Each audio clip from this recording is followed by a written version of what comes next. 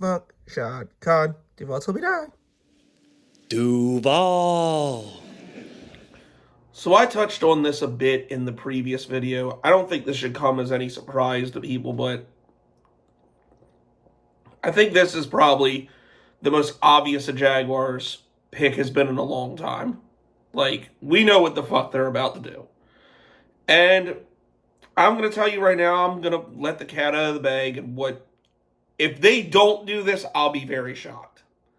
They're taking Mason Graham. Like, I think it's pretty much a foregone conclusion.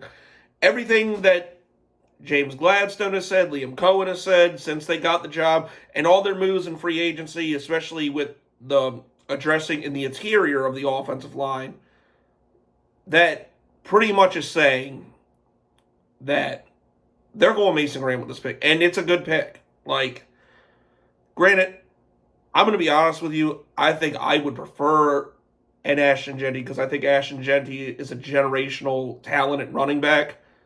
And I think he would do wonders for this offense. Now, they may surprise me and do this. They probably won't, but they may. But I think more than likely, it just makes a lot of sense. Teteroda McMillan, like, I would love that pick, but I kind of thought about this in a way too because yeah, he's a very good receiver, but especially with the De'Ami Brown signing, we're essentially gonna take with the 5th overall pick the complement to Brian Thomas Jr., who is far and away the number one receiver on this team. And I don't think anybody, even Teteroa McMillan, is going to change that. So, my theory is this. If we do get a receiver, it's going to come in either the 2nd or 3rd round, possibly somebody like, Higgins or Luther Burden or somebody like that. Like, I think something like that could possibly even Matthew Golden. There could be a scenario with the amount of draft capital the Jags have acquired to trade back up into the 1st round if, somebody like a Matthew Golden kind of slides into that range to where, at striking distance, we get him there. That could be a possibility.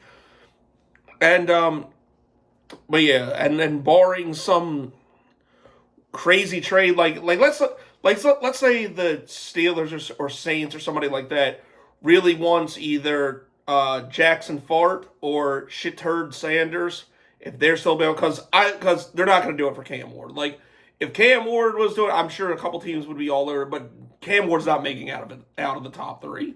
Like, the Trashville, the Browns, or the Giants, he's not getting past them. So, throw that scenario out the window. But, I think, but yeah, like, unless, like, some crazy trade for one of them now granted, I don't think any team should do this. I don't think either one of those quarterbacks are worth it. But let's hypothetically say that, they're willing to offer this year, their first round next year, and maybe like, a couple other picks. I would take that easily. Like, I think moving down and accumulating that amount of draft capital, I would take that all day. But at least me personally, I don't think it's worth it for those 2 quarterbacks, and I can't see anybody doing that. So, yeah, I would say we stay in pad at 5. Mason Graham's the pick. The other one I thought about too is possibly Abdul Carter if he slides down. That might be the only thing that shifts the pick because Abdul Carter, at least to me and to many other people, he's the best player in the draft.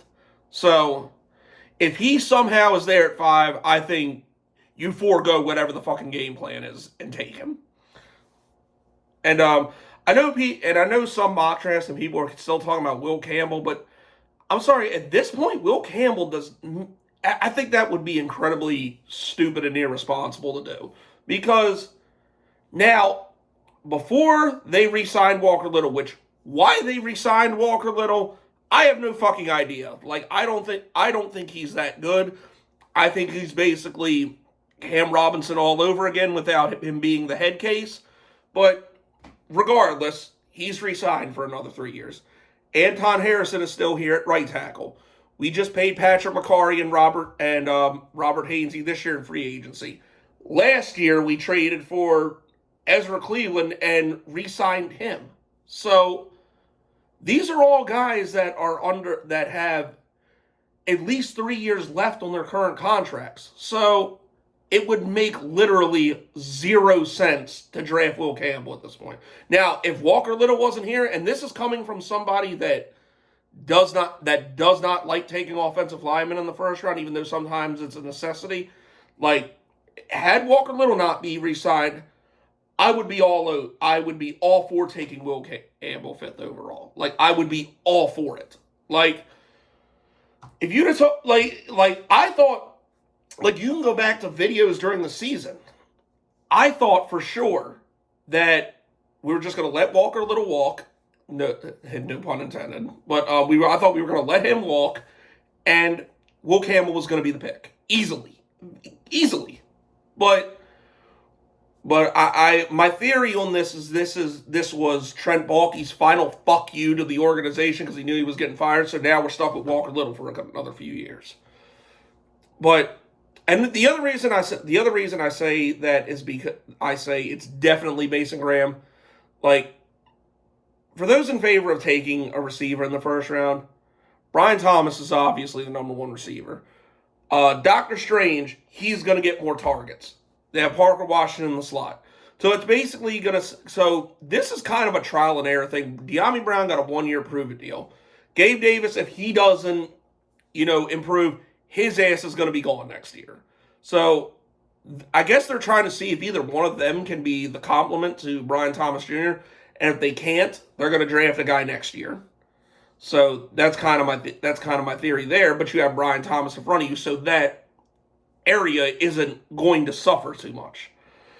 Now, with the defensive line, on the other hand, you got You got another guy who you spent the 2nd round pick on last year, Mason Smith, which the decisions on playing him between Doug Peterson and Trent Baalke was one of the stupidest fucking pissing matches I've ever seen between a general manager and a head coach. Like, Baalke wanted him, but Doug Peterson, for whatever reason, didn't play him. And when finally he did start playing, it's like, oh shit, this guy's actually pretty good. So we have that, and throwing Mason Graham into the mix, you also have 2 players on that defensive line who, will be in contracts years next year, and you can move off of them, and they're underperforming. And those are Devon Hamilton and Eric Armstead. I would say one or both of them will be gone next year, assuming that, Mason Graham's the pick, because then you got Mason Smith, you got Mason Graham, you got the Masonaries in there, and then I think you just got to find a third one, whether that's Jordan Jefferson or whether that's somebody else. That's the plan. And I don't think they're going to go secondary either, because we heard the whole plan is to kick Jarian Jones outside and let him try to be the outside cornerback, which I think he can do. Like, I like Jarian Jones a lot. Like, he really started to grow on me last year. I think he's a very good corner. Like, I think, we got something there. And then as a backup plan, Monteric Brown's still here. So there's really no need to throw a first-round pick at a cornerback right this very minute.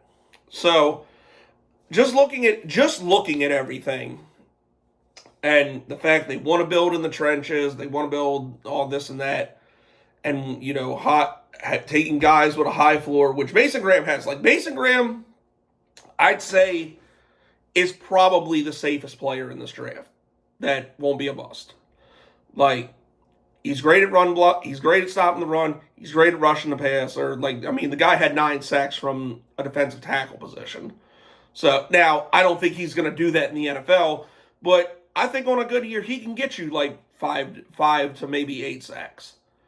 And then, we need a third pass rusher, absolutely, because, we got good production from Trayvon Walker and Josh Hines-Allen, and then really nobody else. So, and like I said, he's good at stopping the run. So that kind of solves 2 key issues with the Jaguars right now. And especially with Davis and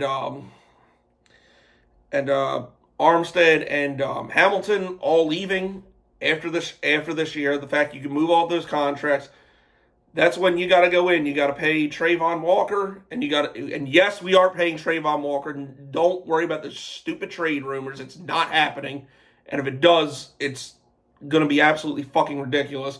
You got to pay him. You got to pay Devin Lloyd. You got a couple other guys you need to take care of. Now, don't get me wrong.